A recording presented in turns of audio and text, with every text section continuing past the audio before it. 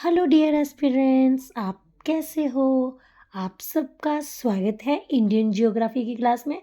तो आज हम करेंगे इंडियन ज्योग्राफी का टॉपिक भारत के पर्वत। तो बेटा, जो आपका 29.3% भूभाग है ना, वहाँ पे पर्वत और पहाड़ियों का विस्तार है। तो कितने प्रतिशत भूभाग पे पर्वत पहाड़ियों का विस्तार है?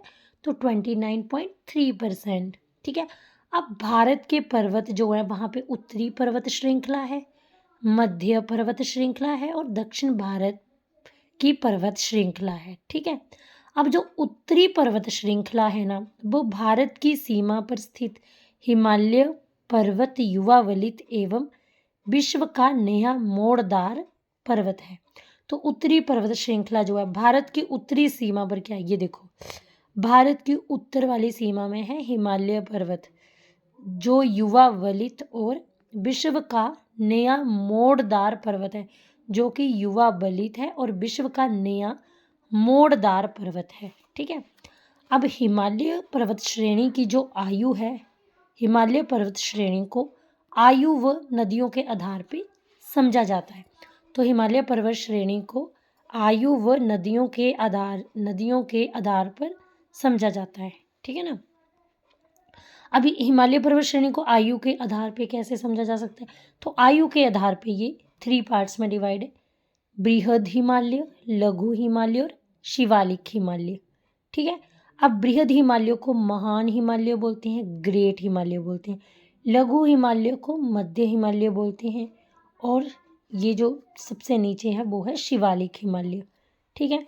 अब बृहद हिमालय, यहाँ पे देखो, ये देखो आपका जो यहाँ पे देखो, ये जो आपका हिमालय है, ये क्या है, भारत की उत्तरी सीमा पर स्थित है हिमालय पर्वत, जो कि युवा वलित है और विश्व का नया मोड़दार पर्वत है। देखो, ये आपका है बृहद, यहाँ पे देखो, ये है आपका बृहद हिमालय, जिसे महान हिमालय भी बोलते हैं, ग्रेटर हिमालय भी बोलते हैं। ये देखो, ये भारत का नक्शा है ना, तो ये क्या है, बृहद हिमालय और महान हिमालय या फिर ग्रेटर हिमालय। तो बृहद हिमालय को महान हिमालय भी बोलते हैं, ग्रेटर हिमालय भी बोलते हैं। यहाँ पे देखो, यहाँ पे ये जम्मू कश्मीर लद्दाख वाला साइड है आपका महान हिमालय, बृहद हिमालय, महान हिमालय और ग्रेटर हिमालय। ठीक है ना। अब इसकी ना औसत ऊंचाई कितनी है, बृहद हिमालय या महान हिमालय की औसत ऊंचाई तो 6100 मीटर ऊंचा है ये। ठीक है ना। अब ये हिमालय श्रेणी जो है, बृहद हिमालय श्रेणी जो है, ये सबसे प्राचीन है। इसका निर्माण 25 से 40 मिलियन वर्ष पहले हुआ था। किसका निर्माण? बृहद हिमालय का निर्माण 25 से 40 मिलियन साल पहले हुआ था। ठीक है ना। और ये हिमालय श्रेणी सबसे प्राचीन है। ठीक है। अब विश्व की सबसे ऊंची चोटी माउंट एवरेस्ट जो है, वो बृहद हिमालय या महान हिमालय का हिस्सा है। बृहद हिमालय की ऊंचाई जो है वो 8848 मीटर है। ठीक है। बृहद हिमालय कहाँ पे स्थित है? तो बृहद हिमालय जो है आपका, ये नेपाल में स्थित है। ठीक है ना। ये नेपाल में स्थित है और नेपाल में बृहद हिमालय को सागर माथा के नाम से जाना जाता है। शिवालिक हिमालय, तो ये देखो, ये शिवालिक हिमालय है। हिमालय की सबसे बाह्य पर्वत श्रृंखला कौन सी है? शिवालिक हिमालय। हिमालय की सबसे बाह्य पर्वत श्रृंखला जो है वो शिवालिक हिमालय है। अब बेटा, आपका जो शिवालिक हिमालय है ना, वो हिमालय के दक्षिण में है। आपने देखा था ना, बृहद हिमालय के दक्षिण में शिवालिक हिमालय, और सबसे ये नवीनतम श्रेणी है। और शिवालिक हिमालय का निर्माण 2 से 5 मिलियन साल पहले ही हुआ। अब लघु हिमालय और लघु हिमालय को मध्य हिमालय बोलते हैं। तो लघु हिमालय या मध्य हिमालय बृहद हिमालय और शिवालिक हिमालय के बीच है। शिवालिक हिमालय व महान हिमालय के बीच में स्थित पर्वत श्रृंखला लघु हिमालय या मध्य हिमालय कहलाती है। अब नदियों के आधार पे जो है वो हम हिमालय को 4 भागों में बांट सकते हैं। तो पहला कौन सा हिमालय है? अब बेटा देखो, हमने आयु के आधार पे जो है हिमालय को 3 पार्ट में डिवाइड किया है: बृहद हिमालय, लघु हिमालय, शिवालिक हिमालय। ठीक है। अब हम नदियों के आधार पे देखो, नदियों के आधार पे हिमालय को 4 भागों में बांटा है। पहला है पंजाब हिमालय, ये देखो, ये पंजाब हिमालय। तो पंजाब हिमालय आपको, ये सतलुज नदी है और ये सिंधु नदी है। ठीक है ना। तो सतलुज नदी और सिंधु नदी, यह जम्मू लद्दाख वाली साइड सिंधु नदी है और ये सतलुज नदी है। सतलुज नदी और सिंधु नदी के बीच जो है वो बीच स्थित हिमालय को पंजाब हिमालय कहते हैं। पंजाब हिमालय को कश्मीर हिमालय के नाम से भी जाना जाता है। पंजाब हिमालय की जो चौड़ाई है अन्य सभी हिमालय क्षेत्रों से अधिक है, तो इसकी चौड़ाई सबसे अधिक है अन्य हिमालय क्षेत्रों से। पंजाब हिमालय जो है वो कश्मीर, लद्दाख, हिमाचल राज्य तक फैला है। ये हिमालय जो है पंजाब हिमालय कश्मीर, लद्दाख और हिमाचल राज्य तक फैला है। पंजाब हिमालय की पर्वत श्रेणियाँ देखते हैं, तो ये देखो पंजाब हिमालय, ये जो है आपका ये पंजाब हिमालय है ना ये। अब इसकी पर्वत श्रेणी पहली है कराकोरम पर्वत श्रेणी, ये देखो पंजाब हिमालय की पर्वत श्रेणी है कराकोरम पर्वत श्रेणी। कराकोरम पर्वत श्रेणी को एशिया की रीढ़ कहा जाता है, ठीक है ना। तो कराकोरम पर्वत श्रेणी को एशिया की क्या कहा जाता है, रीढ़ कहा जाता है, ठीक है। एशिया की रीढ़ किसे कहा जाता है, कराकोरम पर्वत श्रेणी को। ये देख सकते हो ये सिंधु नदी है, ठीक है ना। और ये सिंधु नदी है ना, ये देखो सिंधु नदी है यहाँ पे, है ना। तो कराकोरम श्रेणी को क्या कहा जाता है, पंजाब हिमालय की पर्वत श्रेणी कराकोरम पर्वत श्रेणी को क्या कहा जाता है, इस एशिया की रीढ़ कहा जाता है। इस पर्वत श्रेणी में भारत का सर्वोच्च पर्वत केटू गॉडविन ऑस्टिन है। ये जो पर्वत श्रेणी है ये कराकोरम पर्वत श्रेणी है। इसमें क्या आपको दिख रहा है, कराकोरम पर्वत श्रेणी में आपको भारत का सर्वोच्च पर्वत सबसे ऊंचा पर्वत दिख रहा है जिसे केटू गॉडविन, ये देखो कराकोरम पर्वत श्रेणी में भारत का सर्वोच्च पर्वत केटू गॉडविन ऑस्टिन है। और केटू गॉडविन ऑस्टिन की ऊंचाई 8611 मीटर है। कराकोरम को पहले जो है वो किस नाम से पुकारा जाता था, कृष्णागिरी के नाम से पुकारा जाता था, ठीक है ना। तो कराकोरम जो है इसे एशिया की रीढ़ कहा जाता है। ये पंजाब हिमालय की पर्वत श्रेणी है और इसका सर्वोच्च पर्वत जो है कराकोरम पर्वत श्रेणी में एक सबसे सर्वोच्च पर्वत है केटू गॉडविन ऑस्टिन, ठीक है। और इसकी ऊंचाई 8611 मीटर है और इसे जो है वो पहले कृष्णागिरी के नाम से पुकारा जाता था, ठीक है। अब आगे है ये देखो लद्दाख पर्वत श्रेणी। और लद्दाख पर्वत श्रेणी का सर्वोच्च पर्वत कौन सा है, तो राकपोशी। तो ये देखो लद्दाख पर्वत श्रेणी, ये देखो लद्दाख पर्वत श्रेणी। तो बेटा देखो विश्व की सबसे ज़्यादा तीव्र ढाल वाली चोटी कौन सी है, तो ये देखो ये विश्व की सबसे ऊंची, ये लद्दाख पर्वत श्रेणी में विश्व की सबसे ज़्यादा तीव्र ढाल वाली, इसकी ढाल बहुत तीव्र ढाल वाली चोटी जो है वो राकपोशी है। राकपोशी जो है ये लद्दाख पर्वत श्रेणी में स्थित है। अब नेक्स्ट हिमालय है जास्कर पर्वत, ठीक है। तो जास्कर पर्वत श्रेणी जो है ये भी पंजाब हिमालय में। तो पंजाब हिमालय में कौन कौन सी पर्वत श्रेणी है, कराकोरम पर्वत श्रेणी, लद्दाख पर्वत श्रेणी और जास्कर पर्वत श्रेणी। कराकोरम पर्वत श्रेणी, लद्दाख पर्वत श्रेणी और जास्कर पर्वत श्रेणी। अब जास्कर पर्वत श्रेणी जो है ये भी पंजाब हिमालय में स्थित है।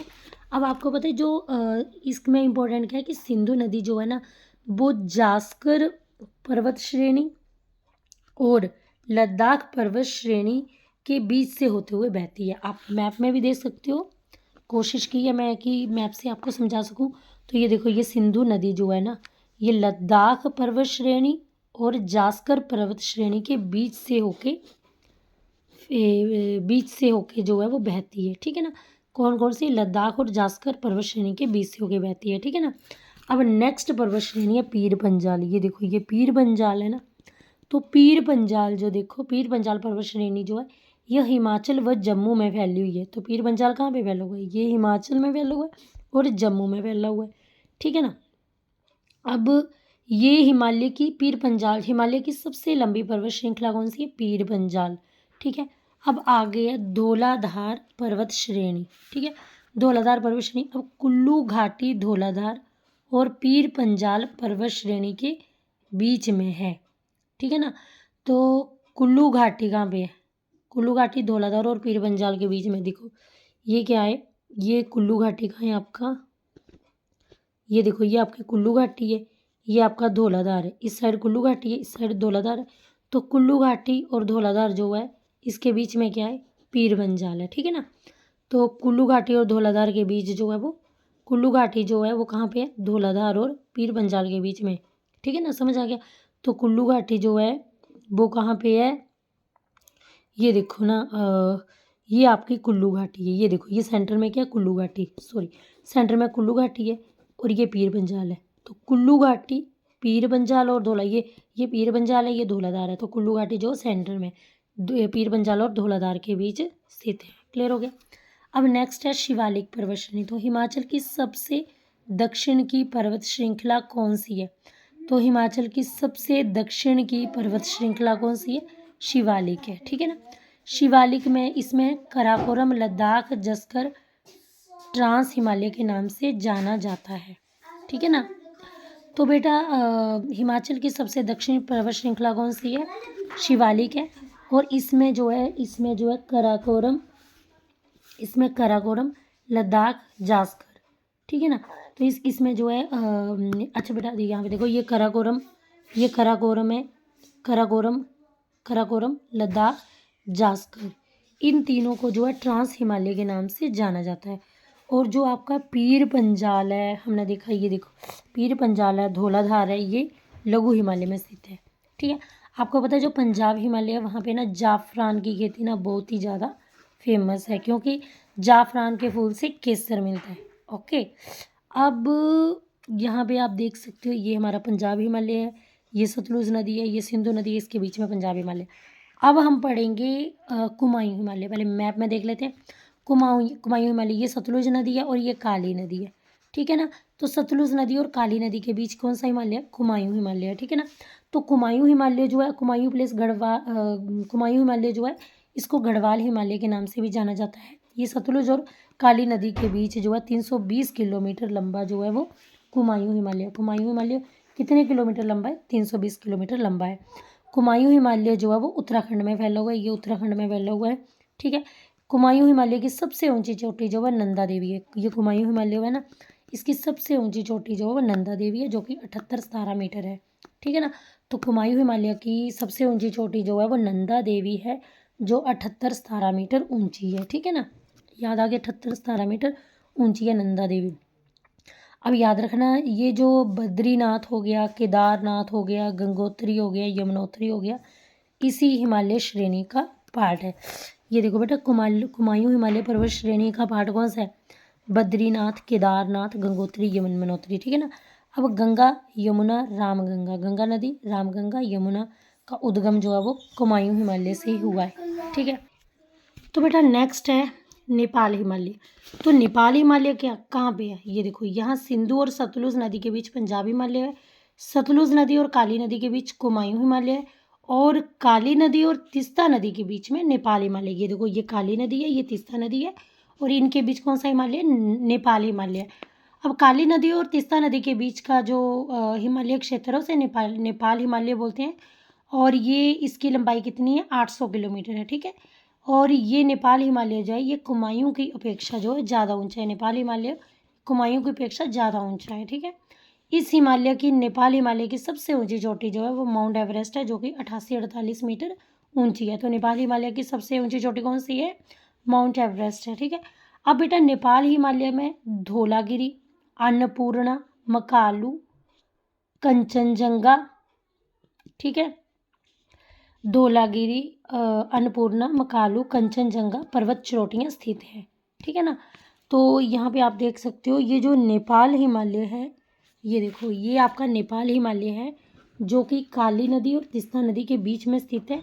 और यहाँ पे आपको नेपाल हिमालय में चोटियाँ देखने को मिलेगी, धौलागिरी, अन्नपूर्णा, ये देखो धौलागिरी, अन्नपूर्णा, मकालू, कंचनजंगा। ठीक है। और ये एवरेस्ट है। ठीक है ना। तो ये चोटियाँ देखने को मिलेंगी आपकी। और जो भारत की सबसे ऊंची चोटी कौन सी है? तो कंचनजंगा भारत की सबसे ऊंची चोटी है, जिसका विस्तार जो है भारत के सिक्किम और नेपाल में है। तो कंचनजंगा भारत की दूसरी सबसे ऊंची चोटी है। भारत की दूसरी सबसे ऊंची चोटी कौन सी है? कंचनजंगा। और कंचनजंगा का विस्तार कहाँ पे है? भारत के सिक्किम और नेपाल में है। ठीक है। कंचनजंगा का विस्तार कहाँ पे है? भारत के सिक्किम और नेपाल में। अच्छा, भारत की पहली सबसे ऊंची चोटी कौन सी है? तो केटू गॉडविन ऑस्टिन भारत की पहली सबसे ऊंची चोटी है। दूसरी सबसे ऊंची चोटी कंचनजंगा, और तीसरी सबसे ऊंची चोटी नंदा देवी। ओके। अब नेक्स्ट है असम हिमालय। अब असम हिमालय देखो, तीस्ता नदी और ब्रह्मपुत्र के बीच में फैला हिमालय क्षेत्र कौन सा है? असम हिमालय। असम हिमालय जो है वो तीस्ता नदी और ब्रह्मपुत्र के बीच का फैला हिमालय क्षेत्र है। ठीक है, असम हिमालय तीस्ता नदी और ब्रह्मपुत्र के बीच का फैला हिमालय क्षेत्र है। ठीक है, ओके। अब असम हिमालय जो है ना, ये सिक्किम, अरुणाचल तथा असम राज्य में फैला हुआ है। ठीक है, असम हिमालय तीस्ता और ब्रह्मपुत्र के बीच का फैला हिमालय क्षेत्र। ये देखो असम हिमालय तीस्ता और यहाँ पे असम हिमालय जो है वो तीस्ता, ये तीस्ता और यहाँ पे ब्रह्मपुत्र के बीच का फैला क्षेत्र है। ठीक है, और असम हिमालय सिक्किम, अरुणाचल प्रदेश, असम हिमालय कहाँ पे है? सिक्किम, अरुणाचल प्रदेश और असम राज्यों में फैला हुआ है। ये देखो असम हिमालय जो है ये तीस्ता नदी है और ये ब्रह्मपुत्र नदी है और ये असम, ये ठीक है ना। और ये कहाँ पे है? सिक्किम, अरुणाचल प्रदेश और असम वाले क्षेत्रों में फैला हुआ है। हिमालय से निकलने वाली जो नदी होती है ना, वो सतत वाहिनी होती हैं। ठीक है, ये हमेशा बहती ही रहती हैं। इन नदियों का स्रोत ग्लेशियर होते हैं। ग्लेशियरों के पिघलने के चलते जो है वो नदियाँ हमेशा बहती रहती हैं। ठीक है ना, ग्लेशियर पिघलते हैं और नदियाँ हमेशा बहती रहती हैं। हिमालय का विस्तार, तो हिमालय का विस्तार कहाँ पे है? देखो ये जम्मू, लद्दाख, हिमाचल, उत्तराखंड। ठीक है, जम्मू, लद्दाख, हिमाचल, उत्तराखंड और ये सिक्किम में है, अरुणाचल, असम। ठीक है, और असम असम असम और ये देखो ये मेघालय में है, ये मेघालय देखो, ये सिक्किम है, अरुणाचल प्रदेश। ठीक है, और ये असम, मेघालय, नागालैंड, मणिपुर। असम, मेघालय, नागालैंड, मणिपुर, अरुणाचल। तो ये जो है यहाँ पे हिमालय का विस्तार है। हिमालय का विस्तार जो है कहाँ पे नहीं है? तो यूपी भी नहीं है। बेटे ऐसे क्वेश्चन आते हैं कि हिमालय का विस्तार कहाँ कहाँ है, तो आपको प्लेस पता होने चाहिए। जम्मू, लद्दाख, हिमाचल, उत्तराखंड, सिक्किम, अरुणाचल, असम, मेघालय, मणिपुर और नागालैंड। ओके, तो यहाँ पे हिमालय का विस्तार है। ठीक है, अब आ गया हिमालय के पूर्व से पश्चिम कौन कौन सी? तो पूर्व से पश्चिम तो कौन कौन सी हैं? ये देखो धौलागिरी, नहीं सॉरी, पूर्व से पश्चिम, तो यहाँ से ये पूर्व से पश्चिम, तो ये कंचनजंगा, मकालू, एवरेस्ट, अन्नपूर्णा, धौलागिरी। तो आपको सीरियल वाइज याद होनी चाहिए। तो अगर आपसे पूछेंगे कि पश्चिम से पूर्व, तो धौलागिरी, अन्नपूर्णा, एवरेस्ट, धौलागिरी, अन्नपूर्णा, एवरेस्ट, मकालू और कंचनजंगा। ठीक है, और पश्चिम से पूर्व से पश्चिम तो रिवर्स कर देना। ठीक है, अब नेक्स्ट है पर्वत श्रृंखला, पटकाई पर्वत श्रृंखला। ठीक है, तो पटकाई पर्वत श्रृंखला जो है यहाँ पे ये जो है भारत और म्यांमार अंतर्राष्ट्रीय सीमा पर स्थित है। पटकाई पर्वत श्रृंखला जो है ये भारत है और म्यांमार की अंतर्राष्ट्रीय सीमा पर स्थित है पटकाई पर्वत श्रृंखला। ठीक है ना, इसकी ऊंचाई ना हिमालय से काफ़ी कम है। तो पटकाई पर्वत श्रृंखला की ऊंचाई हिमालय से काफ़ी कम है। ठीक है, पटकाई पर्वत श्रृंखला की ऊंचाई हिमालय से काफ़ी कम है। ये पर्वत श्रृंखला असम, नागालैंड, मणिपुर, मिजोरम, मेघालय, असम, नागालैंड, मणिपुर, मिजोरम और मेघालय में स्थित है। तो असम, नागालैंड, मणिपुर, मिजोरम, मेघालय में स्थित है। ठीक है, अब नेक्स्ट है पटकाई पर्वत श्रृंखला के 3 भाग है। पटकाई बूम, गारो खासी जयंतिया, लुशाई पहाड़ियाँ। ठीक है ना, पटकाई बूम, गारो खासी जयंतिया, लुशाई पहाड़ियाँ। ठीक है, अब ये जो है आगे ये देखो पटकाई बूम, ये जो है आपकी कौन सी है? पटकाई पर्वत श्रृंखला की पहाड़ियाँ, पटकाई बूम, गारो खासी जयंतिया और ये गारो खासी जयंतिया और लुशाई पहाड़ियाँ। ठीक है, ये देखो ये लुशाई पहाड़ियाँ, ये पटकाई बूम, गारो खासी जयंतियाँ। ठीक है, तो याद रखना। आगे है नागालैंड जो है वो नागा पहाड़ी पूर्व में है नागालैंड में, और ये भारत और म्यांमार की अंतर्राष्ट्रीय सीमा पर है। तो नागा पहाड़ी जो है वो भारत और म्यांमार की अंतर्राष्ट्रीय सीमा पे है। ठीक है ना, नागा पहाड़ी।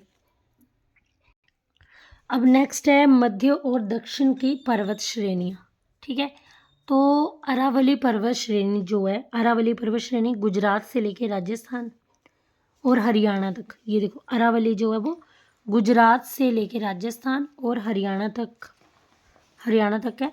ये 800 किलोमीटर की लंबाई तक फैली हुई है अरावली पर्वत श्रेणी। अरावली पर्वत श्रेणी जो है वो 800 किलोमीटर की लंबाई तक फैली है। गुजरात और राजस्थान और हरियाणा तक फैली है और इसकी लंबाई 800 किलोमीटर की लंबाई में फैली हुई है। ये अरावली पर्वत श्रेणी 570 मिलियन साल पुरानी है। ये भारत में ही नहीं बल्कि विश्व की सबसे पुरानी पर्वत श्रृंखला है।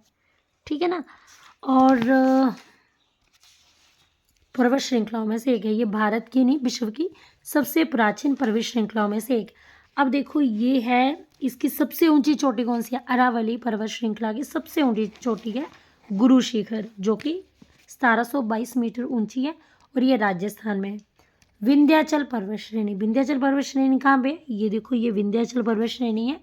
ये गुजरात, मध्य प्रदेश, उत्तर प्रदेश और झारखंड में फैली हुई है। ये गुजरात, मध्य प्रदेश, उत्तर प्रदेश, झारखंड तक फैली है। तो आपकी विंध्याचल पर्वत श्रेणी गुजरात, मध्य प्रदेश, उत्तर प्रदेश और झारखंड तक फैली है। गुजरात, मध्य प्रदेश, उत्तर प्रदेश और झारखंड तक फैली है। ठीक है। विंध्याचल पर्वत श्रेणी श्रृंखला जो है ये बहुत ही पुरानी है और मोड़दार है। विंध्याचल पर्वत श्रेणी जो है ये बड़ी ही पुरानी है और मोड़दार है। ठीक है। अब मध्य प्रदेश और उत्तर प्रदेश में फैले इसके कुछ हिस्से को, ठीक है, मैंने क्या बोला कि ये बड़ी विंध्याचल पर्वत श्रेणी बड़ी ही पुरानी है, मोड़दार है। ये गुजरात, मध्य प्रदेश, उत्तर प्रदेश और झारखंड में फैली हुई है। ये बड़ी पुरानी और मोड़दार है। मध्य प्रदेश और उत्तर प्रदेश में फैले इसके कुछ हिस्से को भारनेर की पहाड़ी कहते हैं। मध्य प्रदेश और उत्तर प्रदेश में अगर देखो, ये जो विंध्याचल पर्वत श्रृंखला है, मध्य प्रदेश और उत्तर प्रदेश में इसके कुछ हिस्से जो हैं उसको भारनेर की पहाड़ियाँ कहते हैं। मध्य प्रदेश और उत्तर प्रदेश की सीमा में कैमूर श्रेणी है। मध्य प्रदेश और उत्तर प्रदेश की सीमा में, ये देखो, ये मध्य प्रदेश और उत्तर प्रदेश में इसको कैमूर कहते हैं। ठीक है ना। मध्य प्रदेश और उत्तर प्रदेश की सीमा में कैमूर कहते हैं। और झारखंड में विंध्याचल के कुछ हिस्से को क्या कहते हैं? पारसनाथ की पहाड़ियाँ। ठीक है। झारखंड में कुछ हिस्से को क्या कहते हैं? पारसनाथ की पहाड़ियाँ। मध्य प्रदेश, उत्तर प्रदेश में विंध्याचल को कैमूर बोलते हैं। झारखंड में विंध्याचल को पारसनाथ की पहाड़ियाँ बोलते हैं। पारसनाथ की पहाड़ी जो है 1365 मीटर की ऊंचाई में स्थित है। और पारसनाथ की पहाड़ियाँ जैन मंदिरों के लिए फेमस है, जैन मंदिर के लिए फेमस है। ठीक है ना। आगे है सतपुड़ा पर्वत श्रृंखला। सतपुड़ा पर्वत श्रृंखला जो है वो दक्कन के पठार का भाग है।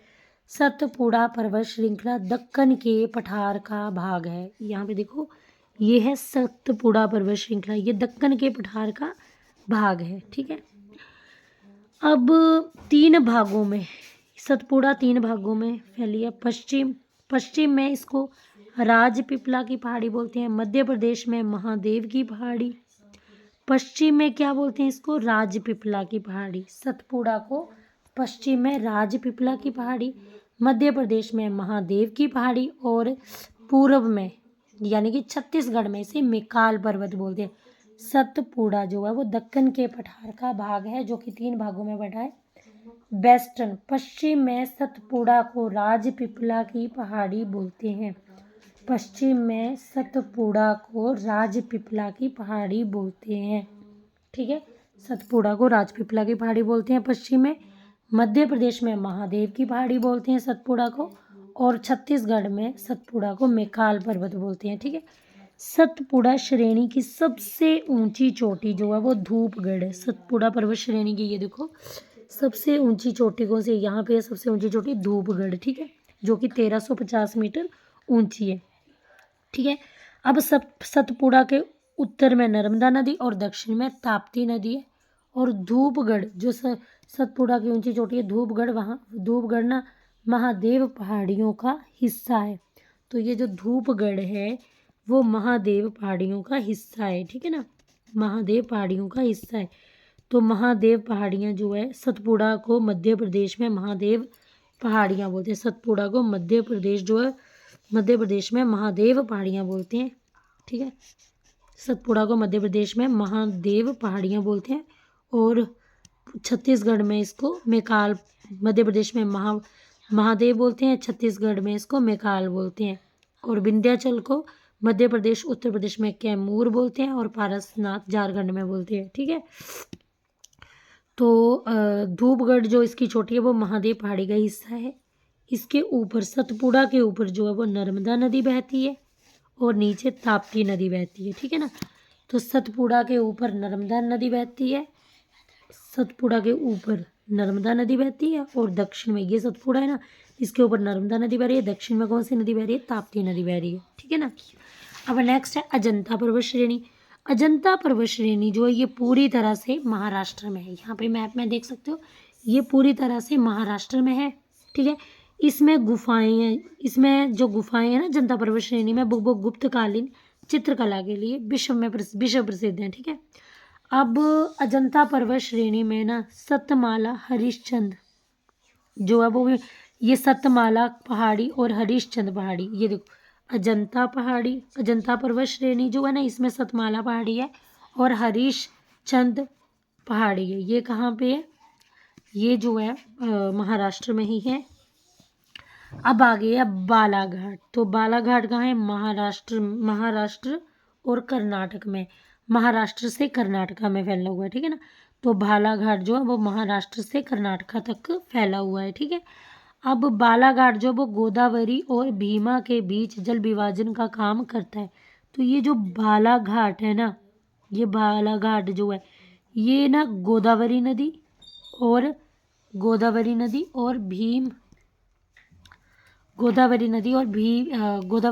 भीमा नदी के बीच जल विभाजन का काम करता है। ठीक है, तो बालाघाट जो है वो गोदावरी नदी और भीमा नदी के बीच, ये बालाघाट जो है गोदावरी नदी और भीमा नदी के बीच में जल विभाजन का काम करता है। और ये कहाँ तक फैला हुआ है? महाराष्ट्र से कर्नाटक तक फैला हुआ है। गोदावरी नदी और भीमा नदी के बीच जल विभाजन का काम करता है।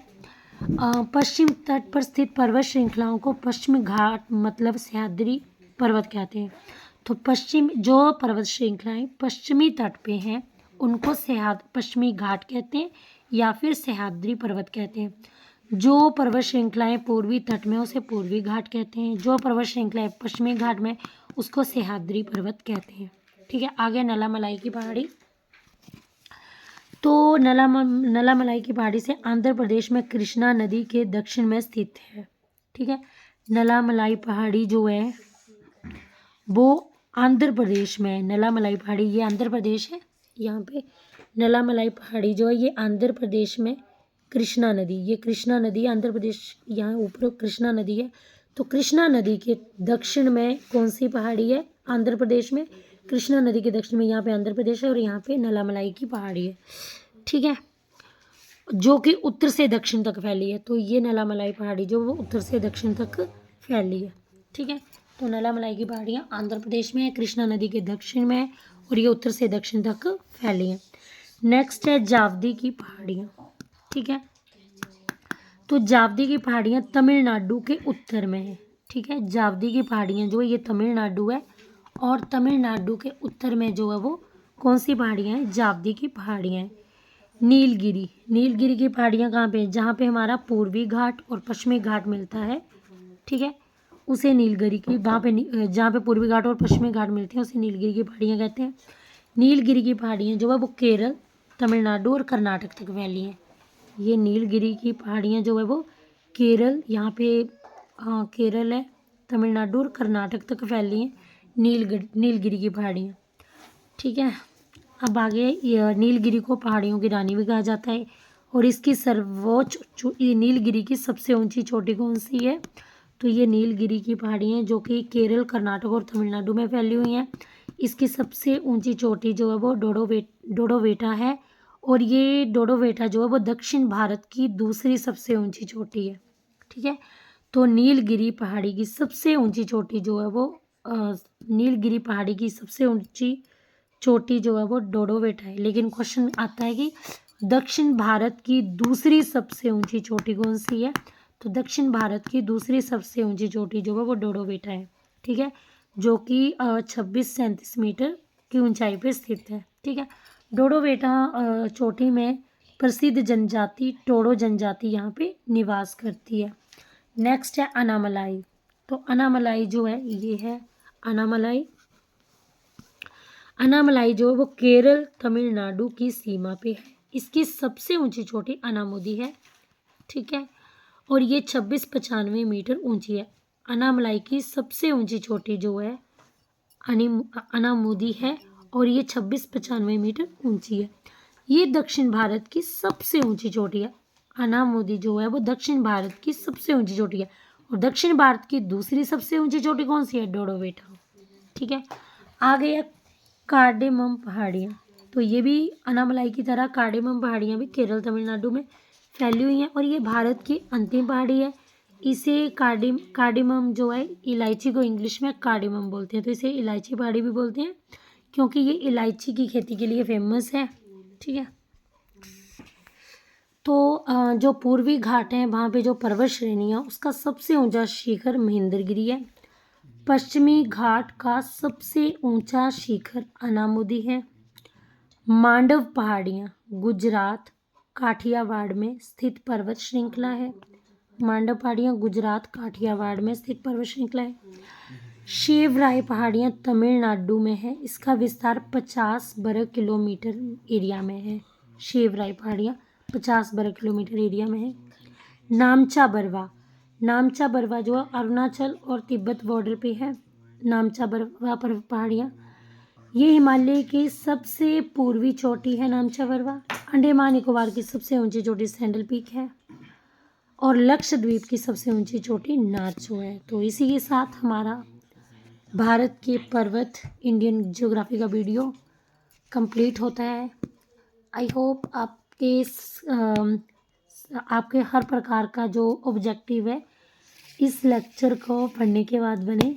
सो bye, have a nice day.